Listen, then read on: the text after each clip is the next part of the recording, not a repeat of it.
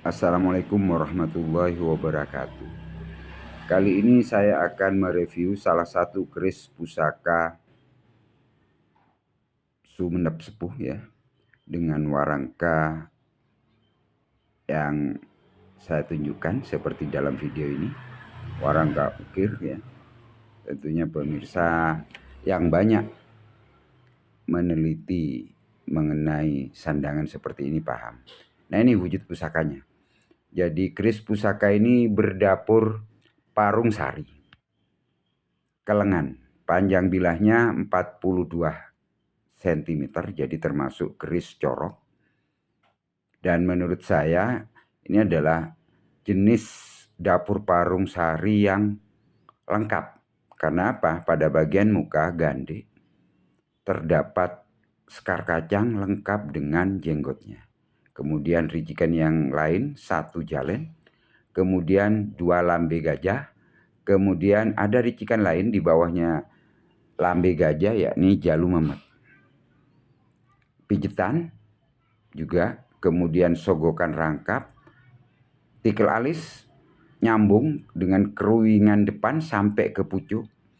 Kemudian terdapat ricikan lagi juga di sorsoran tengah, bawang sebungkul.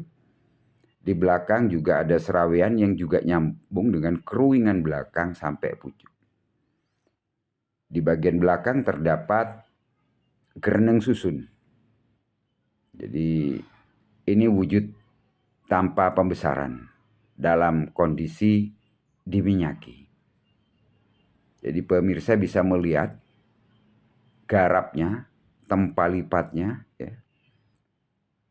Keris ini walaupun besar berwibawa tapi tangtingannya cukup ringan. Ini video awal tanpa pembesaran. Ini bagian gereneng susunnya, pemirsa bisa melihat. Kemudian sogokannya dan juga ganjanya. Pada video sebelumnya saya sempat menunjukkan juga detail keris pusaka ini dalam kondisi kering. Jadi pemirsa bisa membandingkan bagaimana kalau kita minyaki. Warna besinya kalau diminyaki juga bisa kelihatan hitam kebiru-biruan. Ini penampakan bagian gandiknya. Nanti pada separuh video ini akan saya perbesar ini. Mulai saya perbesar 3,1 kali. Kita lihat bagaimana detailnya kalau diperbesar. Nah, ini pada bagian depan. Jadi permukaannya lumer. Jadi pada saat diminyaki tambah kelihatan pori-porinya. Nah, ini jalu memetnya di bawah ricikan lambe gajah. Pemirsa bisa melihat penampakan kalau disud dari bagian depan.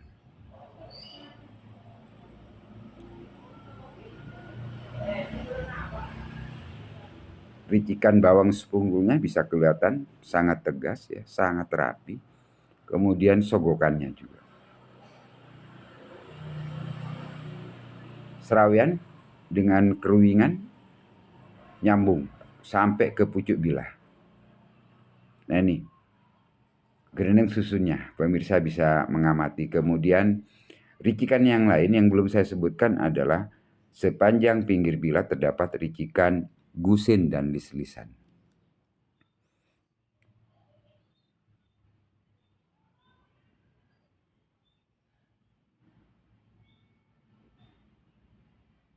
Nah, ini keruingannya kanan kiri odo-odo.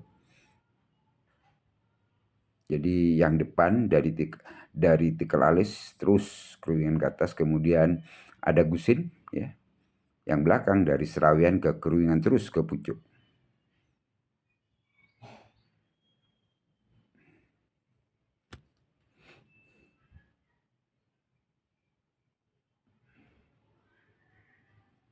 Warna besinya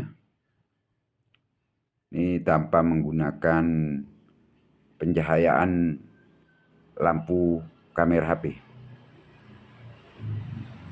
Jadi detail ricikan pusaka ini digarap dengan sangat halus, sangat teliti. Parungsari adalah salah satu keris berdapur Luk 13. Perbedaannya dengan sangklat yaitu pada ricikan lambe gajahnya. Kalau sangklat 1, Parungsari 2. Ricikan yang lain sama. Namun pada keris ini ada ricikan yang lain yang kadang-kadang tidak ada baik di dapur Parungsari atau sangklat, yaitu jalu memet. Itu bagian dari ricikan yang posisinya di bawah lambe gajah. Pada keris ini sangat detail ada. Kemudian juga yang sering terkadang tidak ada di keris baik sangklat atau Parungsari, bagaimana bentuk ricikan serawian yang nyambung ke keruingan sepanjang bilah. Nah, tikel alis di sini ini nyambung dengan keruingan depan. Permukaannya sangat lumer, sangat pulen. Jadi kelihatan jelas bahwa keris pusaka ini dipesan khusus oleh seorang pemimpin pada era kerajaan. Karena kita paham banyak juga diulas di video-video mengenai tuah dan filosofi dari keris Parungsari, ya, di mana merupakan, kalau kita membuat perbandingan, seperti bukit dan pegunungan yang indah, ya, yang hamparannya terdapat bunga-bunga, dedaunan. Nah, ini permukaannya kalau dilihat dari depan, ya. Jadi diharapkan dan pemilik pusaka ini seorang pemimpin yang berwibawa, disegani, disukai oleh rakyatnya.